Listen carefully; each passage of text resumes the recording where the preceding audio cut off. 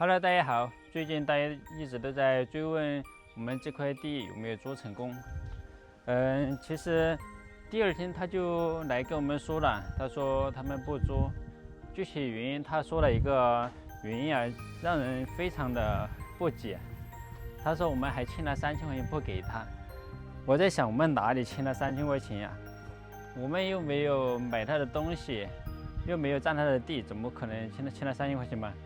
他说我们这里，契抄出来了，我们契这个违宪契抄出来了，这里要补他们3000块钱。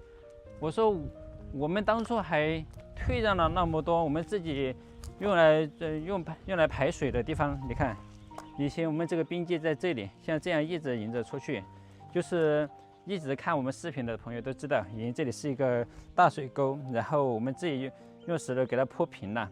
然后这里铺来啊，这里就是流出来的。那个时候他一直都在种地，在这里种土豆。他自己指的边界，他说边界就在这里，咱们不要去过来了。我说可以，我再给他让个50公分或者40公分吧。然后我们这里大概就有50公分的距离。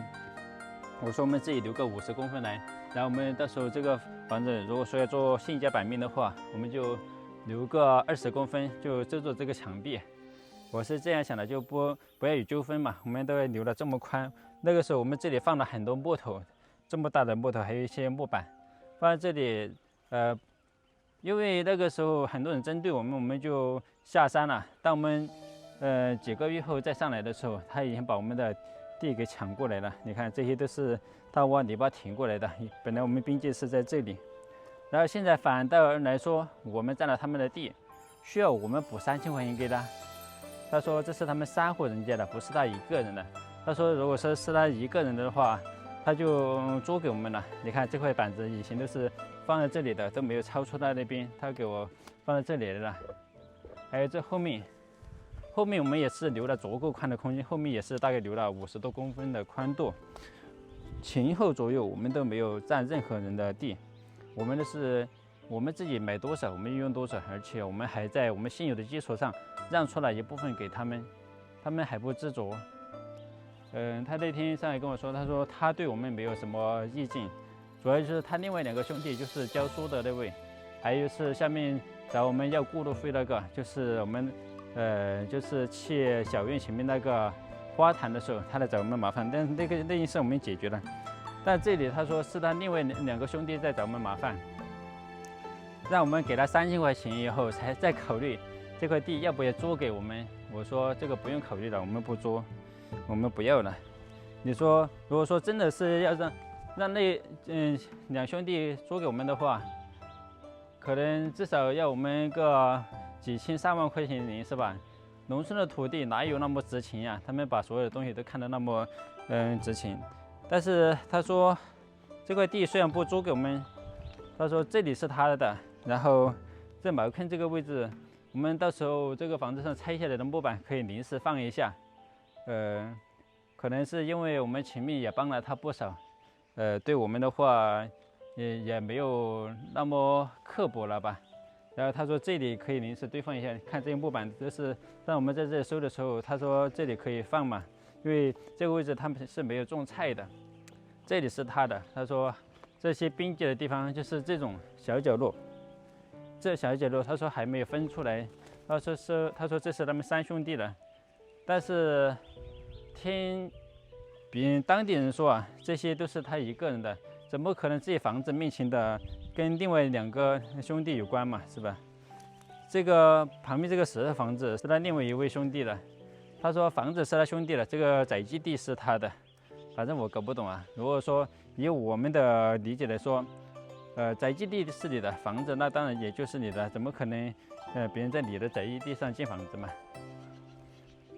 然后这块地我们没租过来的话，我们自己这块地，我们也想的是就不把材料拉在这里面来了，因为如果说你拉材料进来的话，还得把这些树给它全部重新移植，又得等1年或者2年它才会挂果，所以说得不偿失。我们既然他们这里拉不过来的话，我们就直接把沙子水泥倒在我们租房子那里，要一点就运一点过来。我们一次性不拉多了，就拉1车2车来，是吧？就够了，然后车能掉头出去。现在的问题就是我们要修房子，材料找不到地方堆，因为修房子的话肯定会拆出很多东西，那可能我们后期就得自己辛苦一点，然后拆一点，把它运走一点。我们拆下来的材料的话，我是这样想的，就拿些堆在我们买那堆废材料那边，就是买他们垮塌的房子那里，然后拿到那里堆放着，因为那里它是免费给我们堆放嘛，他们现在也是不打算修房子了嘛，暂时不来，不知道什么时候来呀。他们来的时候，我们是会给他清空的。然后就是我们这里的这个边界问题，直到现在都没有扯清楚。那里留了50公分，这里的话我们是留了1米多宽。以前我们这个边界是在这里嘛，这个边界石是这样洗进去的，大家知道吧？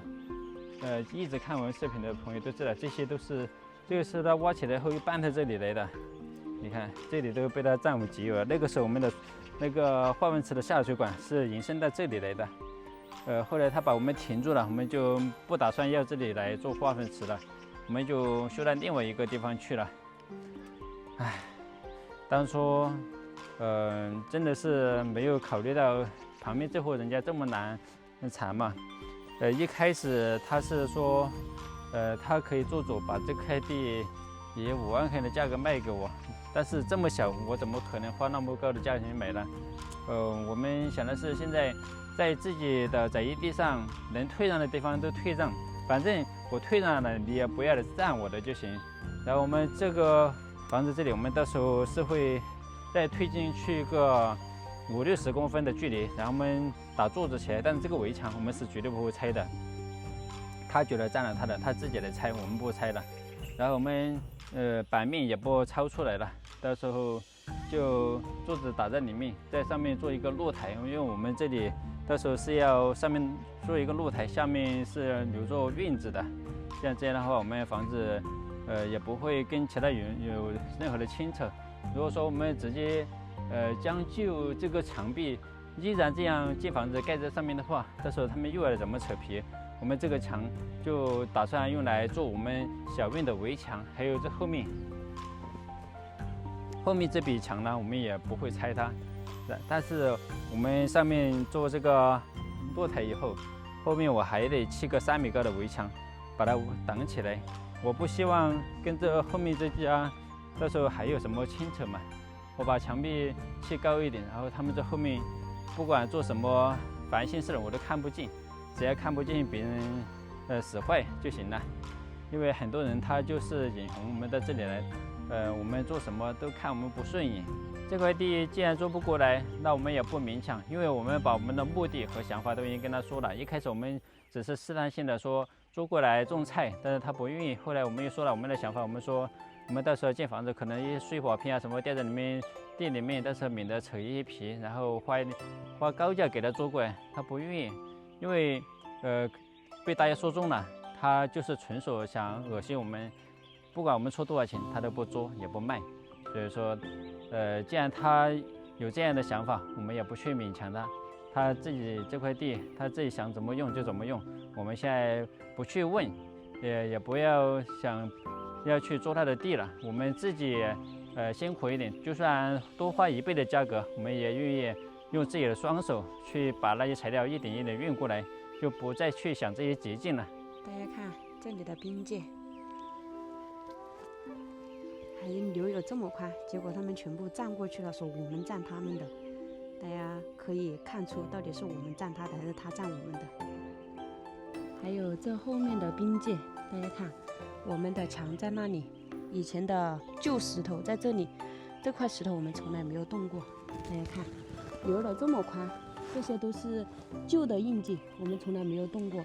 中间还留了这么宽，结果他说我们后面也占了他的。哪都占了，不知道3000块钱从哪里出的。